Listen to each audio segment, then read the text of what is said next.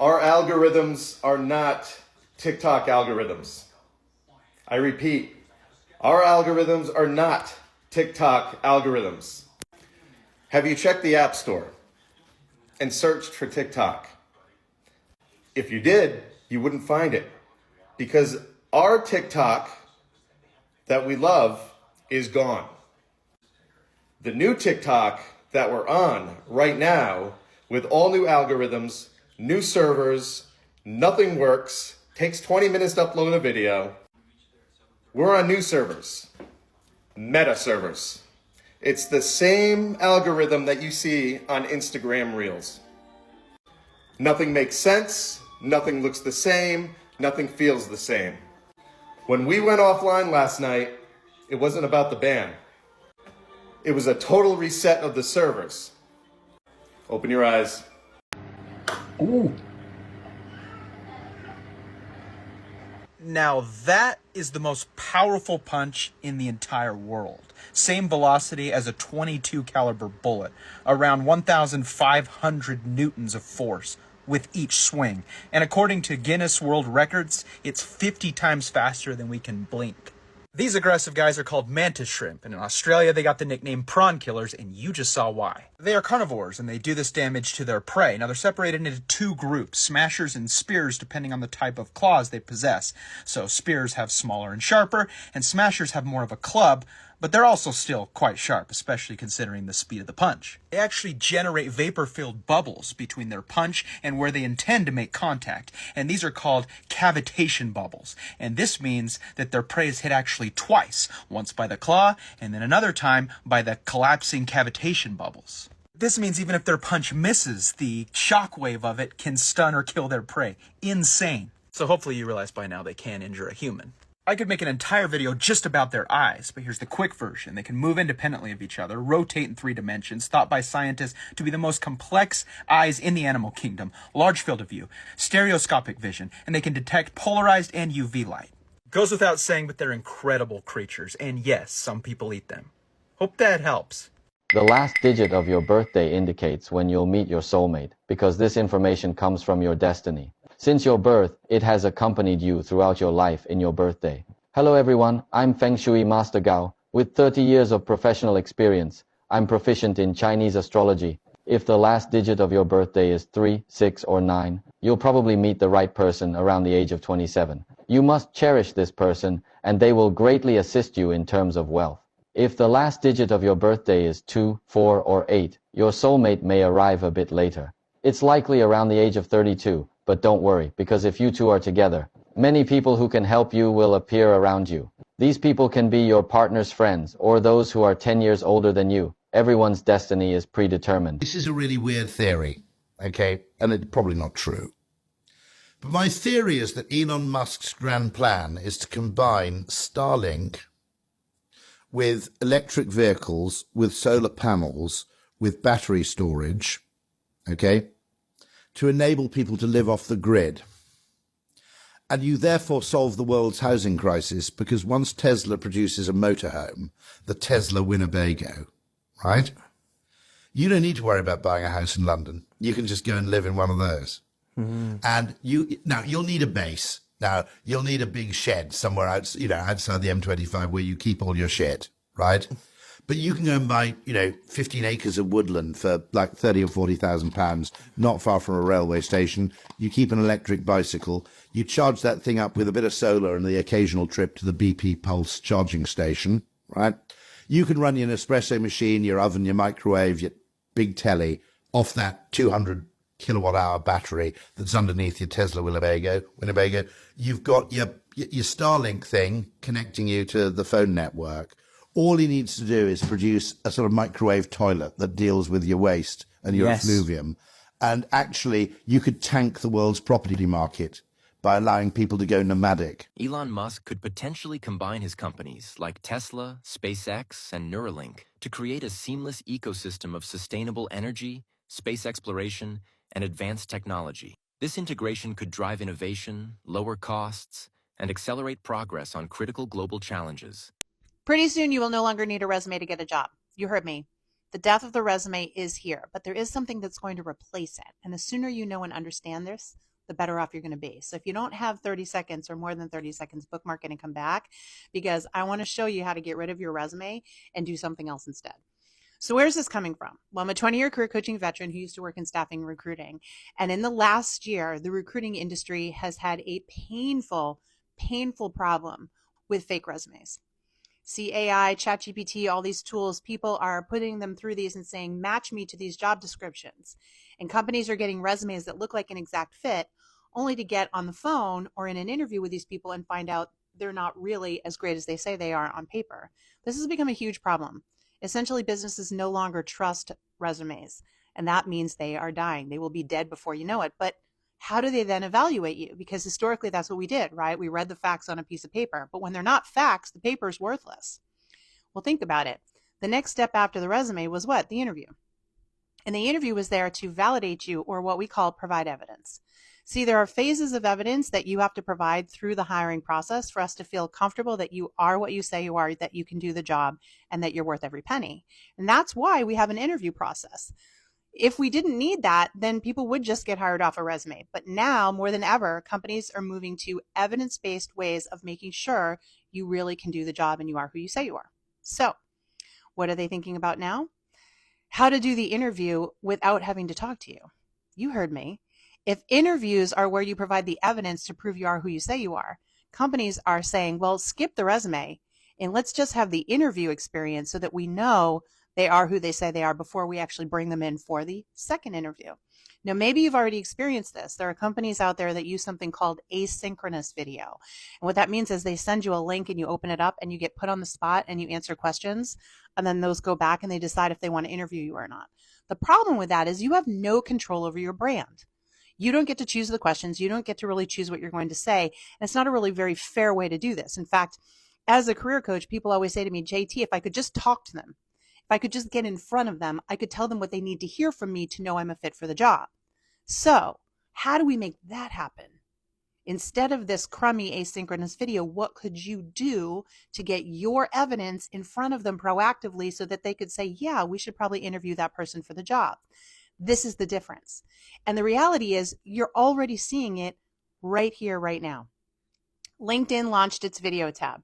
We have TikTok. We have YouTube. Video is the way that people provide evidence.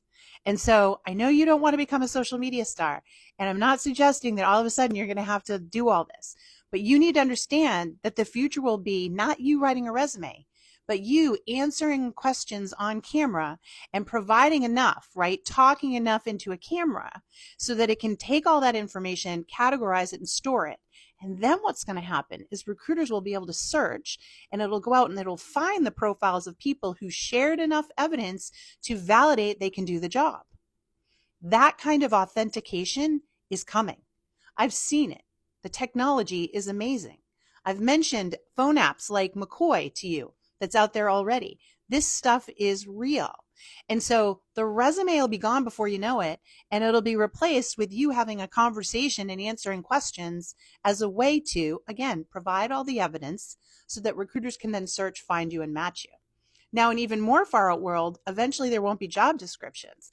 Companies will just type the job description into the tool, and it'll go out and find the people and make the match. So all of that will shift as well. But the first step in this process is the death of the resume and the rise of video-based evidence as a way to authenticate you're human and you know what you're talking about and that you have the expertise.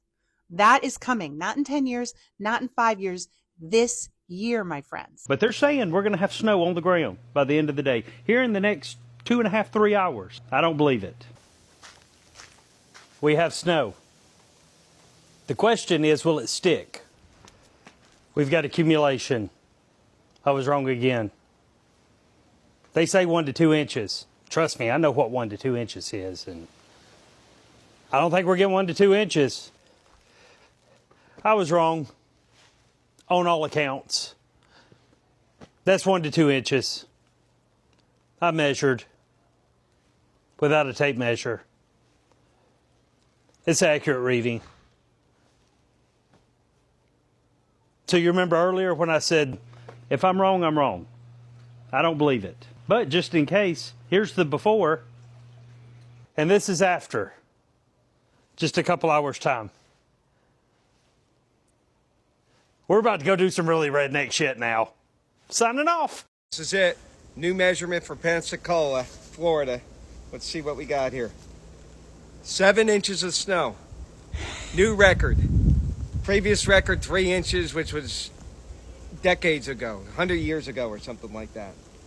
And still snowing. Blizzard. How come you represent dads and not moms?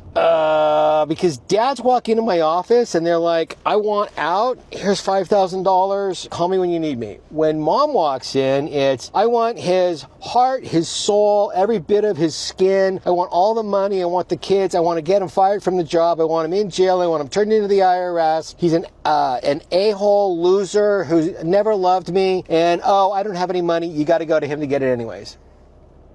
So something really strange has happened to me today. Since the US presidential inauguration, people have been talking about how their accounts are following Trump and Vance, even though they haven't actually followed Trump and Vance of their own accord. So it got me thinking, and I was like, wait, is that happening to me too? And so I recorded it so that I can like go and check it out myself.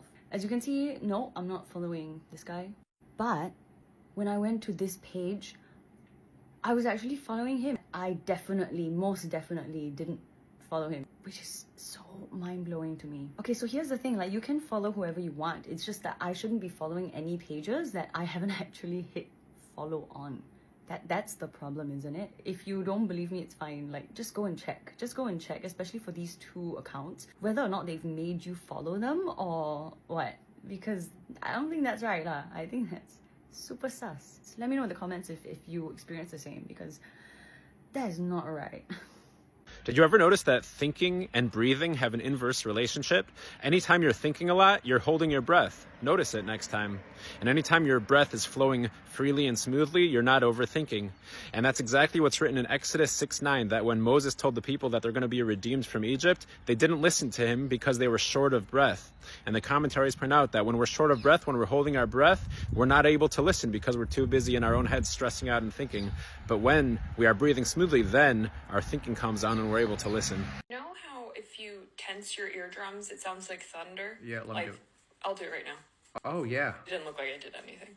Apparently not everyone can do that. Ah, I forgot the name of the muscle. Wait. Tensor tympani? Give me a second. A few moments. Yes, that was right. Tensor tympani muscle right here. And yes, she was right. Only about 10 to 20% of the population can contract that muscle. And when it comes to ear protection against loud noises, tensor tympani muscle gets it done. Just let me know if you're also in that 10% club. I'm in, flexing. All right, day 2 of it snowing in Florida. Waking up, I thought this was all going to be gone. Clearly, I was wrong. Look how much there is. I'm obsessed with the juxtaposition between the snow. This white on the beach is not sand, it is snow, and the palm trees, and the amazing crystal clear blue water. I am totally obsessed. Look how much there still is on these aloe plants, and look how much there still is on this deck. Like, it's so deep and it's remaining. I'm shocked that it's lasting this long. It's like so cool. Yes, there are icicles on the palm tree. Look at that. Never thought I would see anything like it. All right, so we have snow, we have dry sand, we have wet sand, and then we have the beautiful crystal clear ocean. Cannot believe what I'm seeing. In case you did not believe me, in this footprint is the sand, and the rest of this is snow. So no, this is not normal pretty white Florida sand. This is snow mixed with sand, and you can see it in these footprints. Snow on the beach in Florida. Wow, I can't believe it hasn't melted. So pretty. I'm going to explain to you how all of your lives have already happened using a stack of books. When you open a book, you open it to the first page and you start reading word by word. You don't know how the page ends, you don't know how the chapter ends, you don't know how the book ends. Now, reading a book is a metaphor for you living your life, because you're a 3-dimensional being, but you're existing on this 4th-dimensional plane, which is time. And it's really important to clarify here right now that time and space mathematically aren't separate. It's actually considered time-space. You can think of it as this web because we know that space impacts how time moves. That's a side note, but the important thing to know is that they are inextricably linked. So you, in space, are also existing in time, and one cannot exist without the other. So you living your life is like you reading through a book. But at the same time, there exists the whole book already written as a whole. Even though you, as the individual, are perceiving it and experiencing it for the first time through reading, at the same time, the book has already been written. Are you with me? This idea is because, mathematically speaking, we can't think about our universe in our third dimension on a fourth dimensional plane, like that are mathematically dependent on each other existing, without also considering higher dimensions as well. So just like we can think of the third and the fourth dimension being linked, the fourth also can't exist without a fifth and sixth, and current theories think there might be up to 12, like string theory, but there are other mathematical models. The point is that there's no lasting mathematical model right now that says we have 3 dimensions and then we have for the fourth and that's it. That doesn't mathematically work. So you're experiencing your reality right now through this third and fourth dimensional lens. You're reading through the pages in the book of the story, but at the same time, if you zoom out beyond the time space, beyond the third and fourth dimension, the book has already been written, as in outside of that line, you zoom out and it's already been done. It's already this web that exists. So then if we get into this idea that you are an individual consciousness, you can think of that as, let me fix that, as you as a reader. You are one consciousness that's reading through all of these books. So if you saw, I just put Braiding Sweetgrass, the one I was showing you, as this representation of your current life, you right now, but I put that in the middle. So if we're thinking about this idea that we have multiple lives or multiple kind of culminations of our existence that can be classified as lives or books, to keep with this metaphor, you can think of your past life as these books that have already been written, and then these future lives as other books that have already been written. But while you as a reader are only on, let's say, page 247 of Braiding Sweetgrass or this current existence, outside of time space, outside of this plane that we're on right now, the book or the life has already been lived and done. But just like you can only read one word at a time, you can only move through sentence by sentence, your consciousness can only be aware of the life and of the page that you're currently on. But that doesn't mean it's not all done. My life changed when I realized that you do not get what you want in life, you get what you believe. And I'll tell you 3 neuroscience-backed reasons why that is. The first is the placebo and nocebo effect. When I was in my PhD studying neuroscience, I also studied pharmacology because my PhD research focus was drug addiction. And they taught us in class that they include the placebo effect in the percent efficacy of a drug, because the placebo effect is a real effect that creates biological changes. I placebo myself on purpose when I eat food, like this food is going to nourish every single cell in my body. This happens in the negative direction as well. It's called the nocebo effect. Number 2 is a 2-for-1. It's inattentional blindness and confirmation bias. Attentional blindness is the concept that we don't notice things unless we are looking for them. If you've never heard of the gorilla experiment, look it up, it'll blow your mind. And confirmation bias is the fact that your brain is always looking for things to confirm the beliefs that you already have. We really go through life not noticing most things. This is why priming the brain is so important. This leads me to number 3, which is that your beliefs are a self-fulfilling prophecy. When you believe that you can succeed, your brain primes itself to look for ways to make it happen. The opposite is true for self-doubt, which can unconsciously sabotage you. This is why the likelihood of success is much higher for people that believe in themselves. Sir, we have an executive order ordering the declassification of files relating to the assassinations of President John F. Kennedy, Senator Robert F. Kennedy, and the Reverend Dr. Martin Luther King Jr. That's a big one, huh? A lot of people are waiting for this for years. for decades.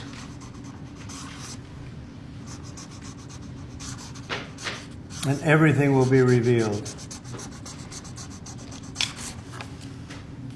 Okay? Give that to RFK Jr. Yes, sir. Okay, people who say that King James Bible is the only accurate translation don't know what they're talking about. Here's why. Using translations in general is tricky. So if I say in Spanish, ¿Cuántos años tienes? I am literally saying, how many years do you have? But anybody who speaks Spanish didn't understand it that way. They paraphrased it into saying, well, how old are you? Because if I ask you how many years you got, that sounds weird. But so we just typically say, well, how old are you? Notice how there's a literal translation and a paraphrased translation. All Bible books, all Bible translations are a spectrum between a literal translation and a paraphrased translation. So we have King James Version far on the literal side, word for word, this is what the Bible says, doesn't matter if you understand it, this is what the Bible said. Or on the paraphrase spectrum, we phrase it in a way that you can understand. It's maybe not word for word, but the message gets across. That's how Bible translations work. Now you learn. Okay, have a great day. I have a CIA hack I think a lot of us could use right now. It's how to reduce emotional charge. So if you're feeling upset or you just have some emotions you'd like to flush out of your system, here's how to do it according to a declassified CIA document that I have been reading and telling you about. Okay, here's what you're gonna do. You're gonna close your eyes, you're gonna inhale deeply, hold it for a minute, then you're gonna picture, I swear to God, you guys, this is what it says, you're gonna picture the calming, cleansing color green. Then you are going to slowly exhale and picture the energy, the green calming energy going through your system and out through the soles of your feet. And now you should be calm. This worked for me. Look how calm I am. I just pictured basically the color of my jacket. To me, that is a very calming, cleansing green. But I would encourage you to pick whatever shade of green is the most calming and cleansing for you. Okay? Oh yeah, we can definitely talk about the ice wall. If y'all follow my main account, you know we delved into Antarctica and how crazy and deceptive everything we know about that place is. Did y'all know that there is a literal treaty with all of the country's signature on it, prohibiting self-exploration of some parts of Antarctica? Why would they prohibit that? And out of everything that the whole world can agree on, it's not ending world hunger, no. It's preventing us from going to parts of Antarctica. This treaty, I believe, was signed 2 years after the mysterious unaliving, or should I say, natural unaliving of Richard E. Byrd. Oh yeah, TikToks for entertainment purposes only, none of it's real, it's all fake. Okay, so Richard E. Byrd, this is a real person. For everybody that want to say, oh, he never existed, like he literally has journals out there. Now, where you can find the actual journals, I don't know. There's so many things floating around, I don't buy every single copy. But Richard E. Byrd was one of the top aviators of his time, and he decided he wanted to go ahead and explore the areas around Antarctica and the areas in Antarctica. He said to the public right before he croaked that he went to Antarctica and he found lush green land. And it wasn't ice at all. Y'all know how they call Greenland, but it's actually ice, and they call it Iceland, but it's actually green, that kind of thing. Kind of sounds like that King Kong movie, right? Where he goes into hollow earth through the ice. Kind of sounds like Ice Age, right? Like, it's always in plain sight. Let me tell y'all that. On that topic of Antarctica, a lot of people believe that there is a giant ice wall there that protects this lush green land. Now, the validity of that, I'm not sure. But I'm at the point where I don't put it past, I don't put anything past them because, listen, things are always seeming shady. Like, let's not even start talking about NASA. If y'all want me to talk about NASA and the idea of space, how it links to the ocean, Point Nemo, just let me know. I can definitely delve into it on this channel. Yeah, some people say that the Garden of Eden is behind the ice wall. I don't know about that. I haven't did enough research, and honestly, I could never really know. I really could never know about Antarctica either. However, Richard E. Byrd's journals is what gives me sufficient enough evidence to be like, okay, something is not being said. I don't know, y'all. I could talk about this stuff for hours, but anyway, make sure you guys like and follow and comment down below what you think. Tell me you've seen this. One thing you will never find in the Bible is that saying that husbands should submit to their wives. It never says that. in any translation. It does say for wives to submit to their husbands. It does not say husbands submit to wives. Now, a lot of people will be like, well, it says we should submit to one another. And that's where he means. That's where that, no. That is about a body of believers. Submit to one another. Iron sharpens iron. Hold each other accountable. That kind of thing. Still, never says husband submit to wife. There is an order that God laid out. Why are you trying to change it? To make it fit what you want it to say. Wow. Whoa. Interesting. Good vibes, soul. My good vibes friend. I'm really glad that you've been with us up to this point. Isn't that a wonderful gesture, my friend? May God extend his abundance hand in your life, my friend, for that good vibes gesture. Now, as God extends his blessings to you, I'd like to share something with you also. Let me mark the place we first read in the other episode. Now, this one, my friends, someone said in the comment section, we have been repeating, reading the word from this book. You see, we've been repeating some passages. I'd like you to tell us in the comment section, is it a good idea if, my friend, we were saying if we start reading from the beginning, from the first page here, you see? Yeah, from Genesis 1, we'll be reading like 7 verses, 7 or 9, any. You name it, the number of verses you'd like every day as you continue. That way, we'll see if we'll be able to finish this book together and how many subscribers we'll have reached before maybe we even reach the New Testament. You see, leave your comments there. But as of today, let me share with you some word here from the book of Mark. Hey. Yeah. From the book of Mark. Wait a minute. Wait. Yes. I'm finding somewhere, my friends. You see, I don't want to read somewhere I have never read before. This one, I'd like to share with you some story here. See, it's a story. It was, now where do we start? After prayer. When they had crossed over, they landed. Yeah. Now I don't know where to start. Let me start here. About the fourth watch of the night, he went out to them, walking on the lake. He was about to pass by them. But when they saw him walking on the lake, they thought he was a ghost. They cried out because they all saw him and were terrified. Immediately, he spoke to them and said, "Take courage, it is I. Don't be afraid." Then he climbed into the boat with them, and the wind died down. They were completely amazed, for they had not understood about the loaves.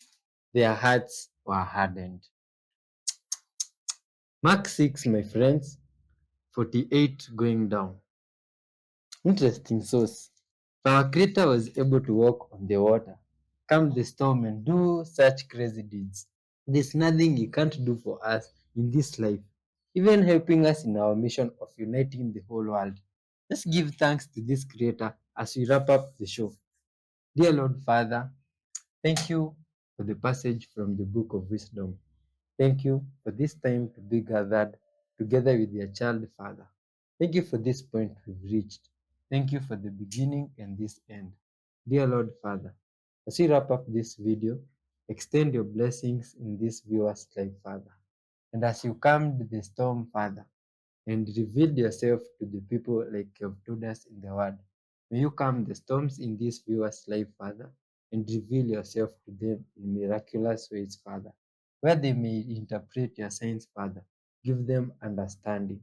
Bless them, dear Lord, and always be forgiving to our sins. In your holy name, Jesus Christ, we do pray, trusting and believing. Amen. Till next time, child of God, peace and love be with you. Bye bye. Good vibes.